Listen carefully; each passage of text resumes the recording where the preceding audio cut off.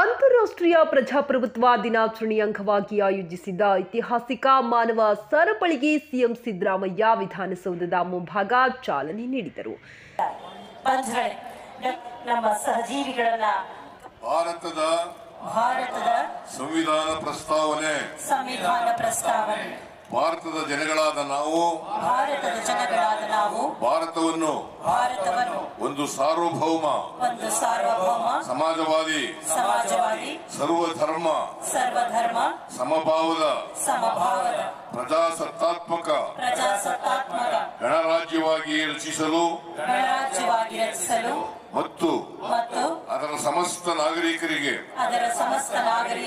ಸಾಮಾಜಿಕ ಆರ್ಥಿಕ ಮತ್ತು ರಾಜಕೀಯ ನ್ಯಾಯ ವಿಚಾರ ಅಭಿವ್ಯಕ್ತಿ ವಿಶ್ವಾಸ ಧರ್ಮಶ್ರದ್ಧೆ ಮತ್ತು ಉಪಾಸನಾ ಸ್ವಾತಂತ್ರ್ಯ ಸ್ಥಾನಮಾನ ಹಾಗೂ ಅವಕಾಶ ಸಮಾನತೆ ದೊರೆಯುವಂತೆ ಮಾಡಲು ಮತ್ತು ವ್ಯಕ್ತಿ ಗೌರವವನ್ನು ರಾಷ್ಟ್ರದ ಏಕತೆಯನ್ನು ಹಾಗೂ ಅಖಂಡತೆಯನ್ನು ಸುನಿಶ್ಚಿತಗೊಳಿಸಿ ಅವರಲ್ಲಿ ಭ್ರಾತೃಭಾವನೆಯನ್ನು ವೃದ್ಧಿಗೊಳಿಸಲು ಶ್ರದ್ಧಾಪೂರ್ವಕ ಸಂಕಲ್ಪ ಮಾಡಿದವರಾಗಿ ನಮ್ಮ ಸಂವಿಧಾನ ಸಭೆಯಲ್ಲಿ 1949ನೇ ಇಸವಿ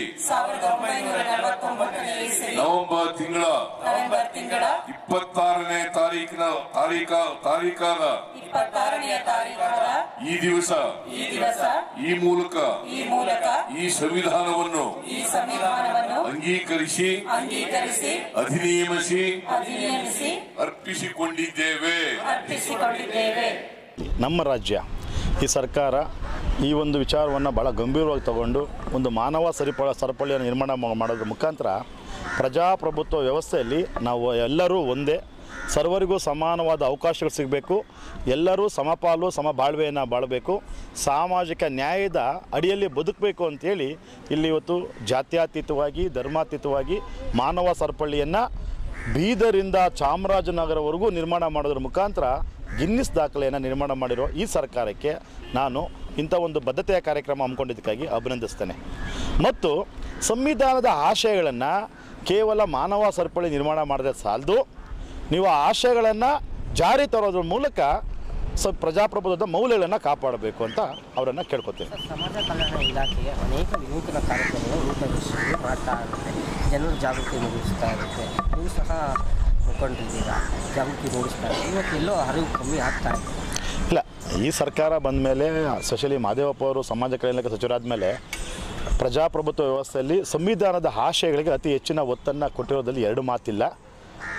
ಈಗ ಏನು ಮಾನವ ಸರಪಳಿ ನಿರ್ಮಾಣ ಮಾಡೋದ್ರ ಮುಖಾಂತರ ಒಂದು ವಿಶೇಷವಾದ ಒಂದು ಕರೆಯನ್ನು ತಾವು ಕೊಟ್ಟಿದ್ದೀರಿ ಮತ್ತು ಇವತ್ತು ಮಾತಾಡೋ ಸಂದರ್ಭದಲ್ಲಿ ತಪ್ಪು ಮಾಡಿದ್ದೀವಿ ತಿದ್ಕೋತೀವಿ ಎನ್ನುವಂಥ ಆತ್ಮಾಭಿಮಾನದ ಆತ್ಮಸಾಕ್ಷಿಯ ಮಾತುಗಳನ್ನು ಮಾನ್ಯ ಮುಖ್ಯಮಂತ್ರಿಗಳು ಮಾತಾಡಿದ್ದಾರೆ. SC SC TSP fund SC SC TSP ಕಾಯ್ದೆಯನ್ನು ಏನಿವತ್ತು ದೇಶದಲ್ಲಿ ಎರಡೇ ರಾಜ್ಯಗಳಲ್ಲಿ ಜಾರಿ ಇರೋದು, ಮೊದಲು ತೆಲಂಗಾಣದಲ್ಲಿ ಬಂತು, ಇವತ್ತು ಕರ್ನಾಟಕದಲ್ಲಿ ಮಾತ್ರ ಜಾರಿ ಇದೆ. ಇವತ್ತು ನೀವು ಅದಕ್ಕೆ ನಿಮ್ಮನ್ನು ವಿಶೇಷವಾಗಿ ಈ ಸಮುದಾಯ ಒಪ್ಕೊಂಡಿರೋದು ನಿಮ್ಮನ್ನು ಬೆಂಬಲಿಸ್ತಾ ಇರೋದು.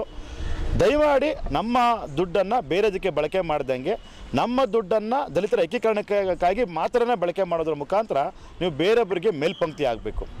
ಮತ್ತು ಇವತ್ತು ಮಾನ್ಯ CM ಸಾಹೇಬರು ಕೇಳ್ತಾ ಇದ್ರು, ನಾವು ಜಾರಿ ಮಾಡಿದ್ವಿ, ನೀವು ಯಾಕೆ ಜಾರಿ ಮಾಡಲ್ಲ, ನೀವು ಮೊದಲು ಕೇಂದ್ರದಲ್ಲಿ ಜಾರಿ ಮಾಡಿ ನಂತರ ನಮ್ಮನ್ನು ಪ್ರಶ್ನೆ ಮಾಡಿ ಅಂತ.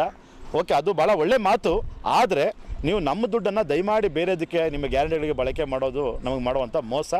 ಇನ್ಮೇಲೆ ಅದು ನೀವು ಆತ್ಮಸಾಕ್ಷಿಗೆ ಅನುಗುಣವಾಗಿ ನಡ್ಕೊಳ್ಳಿ ಅಂತೇಳಿ ಕೇಳ್ಬೋದು.